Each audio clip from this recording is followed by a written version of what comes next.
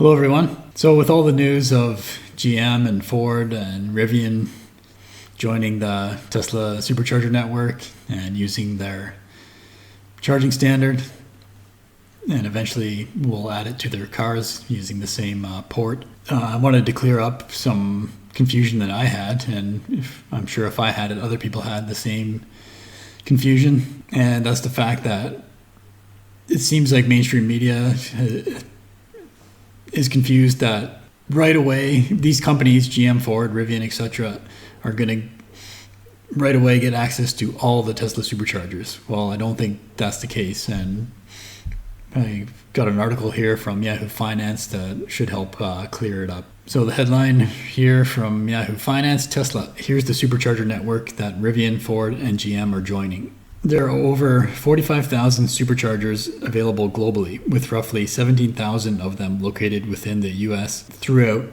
6,180 locations. A total of 6,180 locations, and there's multiple stalls or the capability to charge more than one car at each location. On average, Tesla has like 8, 10, maybe 12 stalls at each location. So 6,180 locations, but 17,000 connections available in the United States.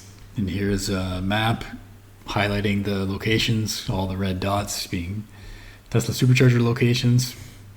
As you can see, they're everywhere now, even in Alaska, in Hawaii, Puerto Rico, down in the Florida Keys, one of my favorite places. And this doesn't show Canada, but Canada is getting pretty well covered too, from coast to coast, including Vancouver Island. I'm not sure if Newfoundland has a supercharger yet. I'll check the map, and if there is one, I'll put the picture. You'll see it right now if there is one in Newfoundland.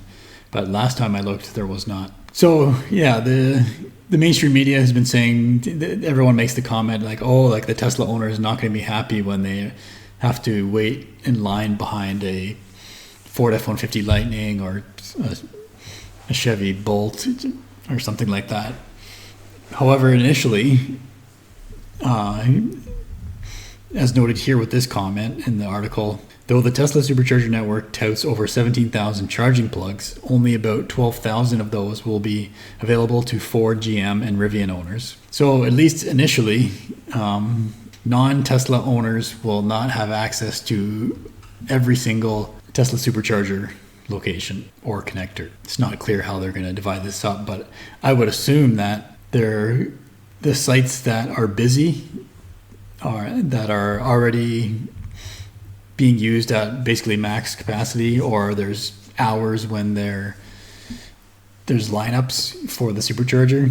Tesla is not going to allow GM, Ford, and Rivian vehicles to charge there, at least initially.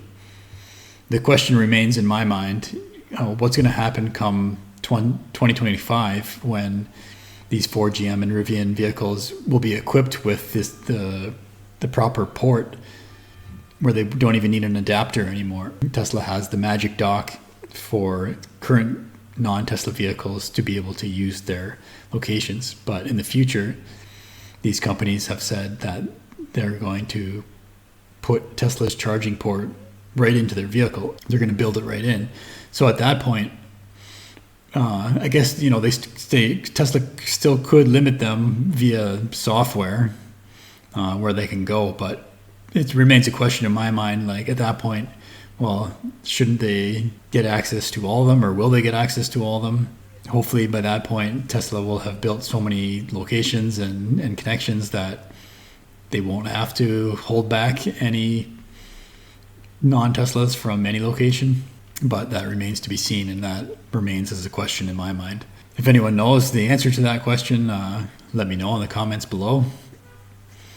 I'm curious like how that would work once these manufacturers actually have Tesla's charging port in their vehicle.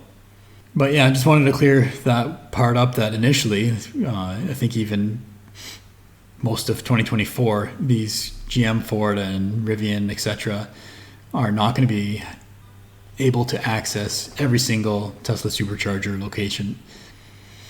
I believe they will be blocked from the busiest locations. And even how exactly they'll go about that, I'm not sure. You'd have to work for Tesla, I guess, and maybe even Tesla's not even sure how they're sorting that out yet. But definitely, initially, they will not have access to all the locations, as the article mentions. And I've heard that before, but I kind of went back and forth because some media sources were saying that they were suggesting that non-Teslas could access all the superchargers, but don't believe that's the case. So that's it for this one. My name's Evan Bertrand. This is the Evergreen channel. Give the video a like if you liked it. Subscribe by clicking on the wheel in the bottom right. And thanks for watching.